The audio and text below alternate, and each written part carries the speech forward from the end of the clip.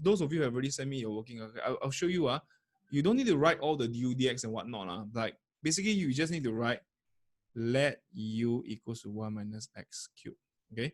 Then what you do is because this differentiate this to cancel the one in front. The idea is cancel the one in front, reduce it to O level form. So this part here, what we get is 2x squared. This is u10. This is u10 du minus 3x squared. Okay, you just write it like that. It's fine. Like people understand. You don't need to write like du dx. You don't write this in exam. This one you can't write this in exam. This one usually they will mark it down because this doesn't mean anything. Okay, so but you can write this up.